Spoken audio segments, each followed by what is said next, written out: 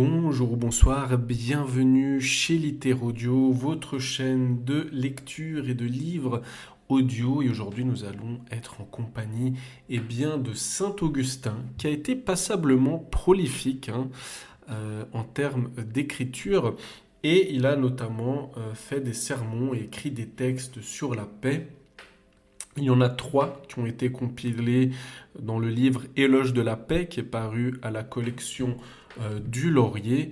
Peut-être 3 petits mots sur Saint-Augustin ou Augustin d'Hippone, qui est né en 354 à Tagaste, en Afrique, et qui est mort en 430 à Hippone, qui est un des théologiens les plus connus, théologiens chrétiens. Bien évidemment, il a aussi occupé le rôle d'évêque d'Hippone en Numidie. Voilà, c'était un petit peu à l'époque où philosophie et théologie étaient relativement très très proches, et il nous a livré de nombreux textes plutôt intéressants, et je vais vous en dévoiler 3. Alors ça va se faire en 3 parties, donc le livre est divisé en 3 parties. Cette première partie va être consacrée à l'introduction, qui est une seule page en réalité, donc ça va aller très très vite. Et ensuite, Éloge de la paix, donc plus exactement le sermon 357, et je vous proposerai encore 2 épisodes sur ce livre. Alors si vous le souhaitez bien, nous allons passer à la lecture de l'introduction. Nous avons choisi 3 textes de Saint-Augustin qui ont une actualité particulière. Les 2 premiers portent sur la paix dans l'Église et dans l'âme des fidèles. Saint-Augustin s'adressait aux auditeurs à un moment où, dans l'Église, il y avait des divisions. On remarquera sans difficulté que nombre d'idées sont bien applicables aujourd'hui. Le 3e texte pourrait être à la base de la recherche de la paix. Dans toute division, on pourrait y découvrir un amour qui précède l'amour de Dieu et qui, d'une manière ou d'une autre, devient l'amour du siècle. La traduction et les introductions ont été tirées du livre du chanoine G. Humeau, Les plus beaux sermons de Saint-Augustin. Éloge de la paix, sermon 357. On va contextualiser un petit peu, le livre contextualise un peu. Nous sommes à Carthage, en l'an 411, aux environs du 15 mai. La conférence qui va avoir lieu avec les donatistes menace d'être houleuse. Le tribun Marcellin, qui doit la présider au nom de l'empereur Honorius, a pris des mesures sévères pour qu'aucun évêque ou laïc n'essaie d'entrer dans la salle du congrès s'il n'a pas été nommément désigné. Aux esprits surexcités, Augustin fait entendre une admirable exhortation à la paix. Jamais son génie conciliateur ne s'est fait plus habile et pathétique. On remarquera sans peine que ce discours dépasse les circonstances particulières qui l'ont provoqué, et que les aperçus élevés et originaux dont il abonde sont plus actuels que jamais. C'est ce que nous allons voir tout de suite. C'est le temps d'exhorter votre charité, dans la mesure où Dieu m'en donne la force, à aimer la paix, à prier le Seigneur pour la paix. Que la paix nous soit chère, qu'elle soit l'amie, la chaste compagne de notre couche, qu'avec elle nous goûtions un repos plein d'assurance, une intimité sans amertume. Jouissons de la douceur de ses embrassements et de son inaltérable amitié. Louer la paix est encore plus difficile que de la posséder. Voulons-nous faire l'éloge de la paix ? Nous nous en souhaitons la force, nous cherchons des idées, nous arrangeons nos phrases. S'agit-il de l'avoir ? C'est sans peine aucune que nous l'avons et la possédons. Louange à ceux qui aiment la paix. Quand à ses ennemis il vaut mieux chercher à les pacifier en faisant la lumière ou le silence que de les exciter par des reproches. L'homme vraiment pacifique est l'ami des ennemis de la paix. Par exemple, si tu aimes la lumière, tu ne te fâcheras pas contre les aveugles. Tu les plaindras, plutôt car tu sais de quel bien tu jouis et en considérant de quel grand bien, eux, ils sont privés, ils te paraîtront dignes de compassion. Et si tu as de la fortune ou si tu es habile médecin et pourvu de remèdes nécessaires, au lieu de blâmer ces aveugles, tu t'empresseras de les guérir. De même, es-tu ami de la paix ? Aie compassion de celui qui n'aime pas ce que tu aimes, qui ne possède pas ce que tu possèdes. car ce que tu aimes est de telle nature que tu ne jalouses pas qui le possède avec toi. Possède-t-il la paix avec toi? Ta possession n'en est pas rétrécie. Aimes-tu au contraire un bien terrestre? Il est difficile de ne pas porter envie à qui le possède. De plus, s'il te vient par hasard à l'esprit de partager avec un ami la propriété qui t'appartient pour acquérir la réputation d'homme bienfaisant ou d'homme charitable dans les nécessités actuelles, si tu veux partager avec un ami cette possession terrestre, soit un fond de terre, soit une maison ou autre chose de semblable, tu la partages avec un, tu l'admets comme sociétaire avec toi, tu te réjouis. Si tu songes à en admettre un troisième, peut-être un quatrième, tu supputes le nombre de ceux que ta maison peut contenir ou que ta propriété peut nourrir. Il n'y a pas de place pour un cinquième, un sixième ne saurait habiter avec nous. Comment un si petit domaine pourrait-il en nourrir un septième? Ce n'est pas toi, c'est l'étroitesse de ton bien qui enferme l'accès à un plus grand nombre. Aime la paix, possède la paix, invite tous ceux que tu voudras au partage de cette paix. Tu verras ses limites s'étendre avec le nombre des possesseurs. Une maison terrestre ne peut contenir qu'un petit nombre d'habitants. Quant à la paix, plus elle a de possesseurs, et plus elle grandit. Aimer la paix, c'est l'avoir. Aimer la paix, quel bonheur que celui-là. Aimer, c'est posséder. Qui donc ne veut pas voir croître ce qu'il aime? Si tu veux être en paix avec un petit nombre, tu rétrécis la paix dont tu jouis. C'est une possession qui ne peut croître que par l'addition des possesseurs. Pour revenir à ce que j'ai dit, mes frères, qu'il est bon d'aimer la paix. L'aimer, c'est déjà l'avoir. Qu'est-ce que cela coûte? Comment la louer dignement et comment s'en faire une idée? L'aimer, c'est l'avoir. Considère les autres biens qui enflamment les désirs des hommes. Tu vois celui-ci rechercher un fond de terre, un autre de l'argent, de l'or, de nombreux enfants, de riches maisons bien ornées, des propriétés charmantes et de grande valeur. Aime-t-il ces biens? Il les aime. Mais lui suffit-il de les aimer pour les avoir? Il peut se faire que l'amateur de tous ces biens en soit totalement dépourvu. Il les aime quand il ne les a pas, il brûle du désir de les avoir. Commence-t-il à en jouir? Il est tourmenté par la crainte de les perdre.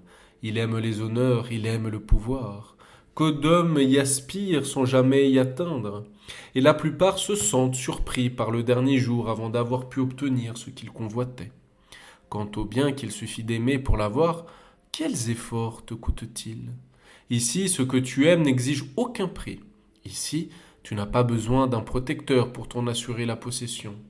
Là même où tu te tiens, aime la paix, et ce que tu aimes est avec toi. Cette chose-là est affaire de cœur, et tu ne partages pas la paix avec tes amis comme tu partages du pain. Tu veux partager du pain, chacun en reçoit d'autant moins qu'il en a un plus grand nombre à se le partager. Quant à la paix, elle est semblable à ce pain qui, dans les mains des disciples, croissait à mesure qu'ils le rompaient et le donnaient. Quels sont les ennemis de la paix?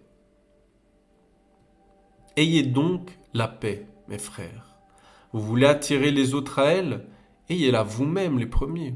Soyez les premiers des pacifiques.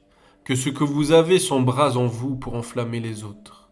L'hérétique déteste la paix et le chassieux la lumière. La lumière est-elle un mal parce que le chassieux ne peut la supporter?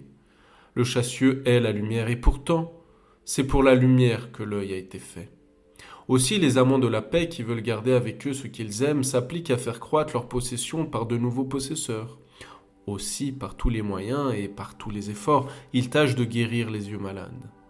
C'est malgré lui que le malade est guéri. Sa répugnance dure tant que dure le traitement. Mais dès qu'il contemple les lumières, c'est le bien-être. Jusque-là, tu te doutes bien qu'il va s'irriter. Ne te lasse pas d'insister. Amant de la paix, ouvre les yeux et délecte-toi, le premier dans la beauté de ta bien-aimée, et sois plein d'ardeur pour en gagner un autre à ses charmes. Qu'il voie ce que tu vois, qu'il aime ce que tu aimes, qu'il tienne ce que tu tiens. Elle te parle, cette bien-aimée, qui fait tes délices, et elle te dit « Aimez-moi, et sur le champ tu me possèdes. Amène avec toi tous ceux que tu pourras pour me faire aimer d'eux. Je serai chaste, je resterai intègre. Amène tous ceux que tu pourras, qu'ils me trouvent, qu'ils me tiennent, qu'ils jouissent de moi. La multitude des voyants ne corrompt pas la lumière. et la multitude de mes amants pourrait me corrompre. Mais ils ne veulent pas venir car ils n'ont pas le moyen de me voir. Ils ne veulent pas venir car la splendeur de la paix ne frappe pas les yeux chassieux des dissidents. Écoute la misérable réflexion de ces malades. On leur annonce. Il paraît que les chrétiens possèdent la paix. À cette nouvelle, ils se disent les uns aux autres. Malheur à nous. Pourquoi? C'est l'unité qui vient. Quoi? Qu'est-ce que ce langage, malheur à nous? Voilà l'unité qui vient. Que vous aurez bien plus raison de dire malheur à nous si c'est la dissension qui vient. Dieu nous préserve de la dissension. Ce sont là les ténèbres qui empêchent de voir. Or l'unité vient. Grand sujet de foi, mes frères. Pourquoi cette frayeur? L'unité vient, avons-nous dit. Avons-nous dit, voici venir une bête féroce, voici venir le feu? C'est l'unité qui vient, c'est la lumière qui vient. Je n'ai pas tremblé à l'annonce d'une bête féroce car je ne suis pas timide, mais j'ai tremblé à l'annonce de la lumière car je suis chassieux. Songeons donc à les guérir et, dans la mesure de nos forces, avec l'aide de Dieu, partageons avec eux un bien dont le partage ne met pas ses possesseurs à l'étroit. Employez pour les convertir la douceur et la prière. De plus, frères très chers, j'exhorte votre charité à leur témoigner la mansuétude chrétienne et catholique. L'œuvre pressante actuellement, c'est leur guérison. Leurs yeux chassieux sont enfiévrés. Allons-y avec précaution, que notre main soit douce. N'allons pas entreprendre de contester avec personne et de défendre même notre foi en discutant avec eux, de peur que l'étincelle ne jaillisse du conflit et que ceux qui cherchent querelle n'en saisissent l'occasion.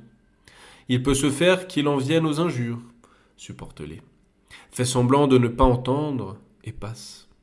Songe avant tout à leur procurer la guérison. Voyez la douceur des médecins, même envers ceux auxquels ils font sentir tout le mordant de leurs remèdes. Ils écoutent les reproches, appliquent leurs médicaments sans rendre injure pour injure. En 2 mots, l'un traite pour procurer la guérison à l'autre, mais l'un n'est pas dressé contre l'autre. Patience, frère, je vous en supplie. Et le moyen, dis-tu, de garder la patience envers quelqu'un qui insulte l'Église? C'est précisément ce que l'Église te demande, d'être patient envers celui qui insulte l'Église. Mais répliques-tu, il dit du mal de mon évêque, il accuse mon évêque et je me tairai? Laisse-le accuser et garde le silence, un silence non d'acquiescement, mais de patience. Tu fais au moins à ton évêque cet honneur de ne pas te mêler pour le moment à ses accusateurs. Voici ce qui se passe, en effet, au temps où nous sommes, raisonne un peu. Combien qui blasphèment ton Dieu? Tu l'entends et tu ne l'entendrais pas? Tu le sais et lui n'en saurait rien? Et cependant il fait lever son soleil sur les bons et sur les méchants, il fait pleuvoir sur les justes et sur les injustes. Il montre sa patience, il n'use pas encore de toute sa puissance. Toi aussi, prends conseil des circonstances. Ne porte pas par ta provocation les œufs tuméfiés à augmenter leur malaise. Es-tu ami de la paix? Tiens-toi tranquille au-dedans de toi-même avec ta bien-aimée. Que ferais-je donc? Tu as quelque chose à faire. Laisse de côté les querelles. Tourne-toi vers la prière. Ne repousse pas l'injure par l'injure, mais prie pour cet homme. Tu voudrais lui parler contre lui-même? Parle à Dieu pour lui. Je ne dis pas de te taire, choisis l'endroit qui convient et vois celui à qui tu parles en silence, les lèvres closes par un cri du cœur. Là où l'adversaire ne te voit pas, là même, sois bon pour lui. À cet adversaire de la paix, à cet ami de la dispute, réponds toi l'ami de la paix. Dis tout ce que tu voudras, quelle que soit ta haine et ton inimité, tu es mon frère. Pourquoi t'efforces-tu de te dépouiller de ce titre? Bon ou mauvais, que tu veuilles ou non, tu es bel et bien mon frère. Comment suis-je ton frère, ô adversaire, ô ennemi que tu es? Même en tenant ce langage, tu es mon frère. Chose étrange, il est, il déteste, et il est mon frère. Et, en effet, voudrais-tu que je m'en rapporte à celui qui ne sait pas ce qu'il dit, lui dont je désire la santé pour qu'il voie la lumière et reconnaisse son frère? Est-ce à lui que je dois croire quand il me dit que je ne suis pas son frère, qu'il me déteste et me haït? Est-ce à lui ou à la lumière? Écoutons ce que dit la lumière elle-même. Lis le prophète. Écoutez, vous qui tremblez, écoutez le Seigneur. C'est l'Esprit Saint qui parle par le prophète Isaïe. Vous qui tremblez, écoutez le Seigneur. Dites, vous êtes nos frères, à ceux qui vous haïssent et vous détestent. Quoi? La lumière resplendit, elle fait briller la fraternité, et le chassieux de dire encore « Fermez la fenêtre !» Ouvre donc tes yeux à la lumière, reconnais ton frère qui, lui, n'est plus dans les ténèbres, alors qu'elle t'entoure encore. Et dis avec assurance, car ce sont les paroles de Dieu et non les miennes, dites-vous êtes nos frères. Et à qui devez-vous le dire? À ceux qui vous haïssent et qui vous détestent. Quoi d'étonnant si vous tenez ce langage à ceux qui vous aiment? À ceux qui vous haïssent et qui vous détestent? Pourquoi cela? Vois la raison et le bienfait d'un tel commandement. À cette question que tu sembles poser au Seigneur ton Dieu, Maître, pourquoi dire « Tu es mon frère » à celui qui me déteste et me hait? Pour que le nom du Seigneur soit glorifié, pour que nous voyions sa joie, quant à eux, ils seront confondus. Vois, je t'en prie, où aboutisse ta patience et le fruit d'une si grande douceur. Dites, vous êtes nos frères. Pourquoi? Pour que le nom du Seigneur soit glorifié. Et pourquoi ne voit-il pas en toi son frère? Parce qu'il porte un nom d'homme et ne songe qu'à rendre gloire aux hommes. Dis donc, mon frère, tu as beau me haïr et me repousser, tu es mon frère. Pourquoi nous sommes frères? Reconnais en toi le signe de mon Père, c'est la parole de notre Père. Mauvais frère, frère querelleur, tu es mon frère, car toi aussi tu dis comme moi, notre Père qui est aux cieux. Notre langage est un, pourquoi ne sommes-nous pas un? Je t'en prie, frère, reconnais ce que tu dis avec moi et désavoue ce que tu fais contre moi. Remarque les paroles qui sortent de ta bouche, écoute non pas moi, mais toi. Vois bien à qui nous disons notre Père qui est aux cieux. Ce n'est pas un ami, ce n'est pas un voisin, mais celui à qui nous disons cela, c'est lui qui nous fait une obligation de nous entendre. Nous n'avons qu'une voix devant le Père, pourquoi n'aurions-nous pas ensemble une seule paix? À la prière, joindre le jeûne et les œuvres de charité. Dites cela avec ardeur, dites-le avec douceur. Que ce soit la ferveur de la charité et non l'enflure de la dissension qui inspire vos paroles, et priez avec nous le Seigneur durant ces jeûnes solennels. Déjà, nous nous acquittons pour obéir à Dieu. Offre-les aussi pour la cause de la paix. Déjà, nous observons le jeûne solennel de la Pentecôte, et sans doute nous jeûnerions même s'il n'y avait pas d'autre motif. Mais que ne devons-nous pas à nos frères qu'au nom du Seigneur nous avons entrepris de soigner et de guérir, les lui présentant pour qu'il les guérisse lui-même, et nous gardons bien d'usurper en cela le rôle du médecin.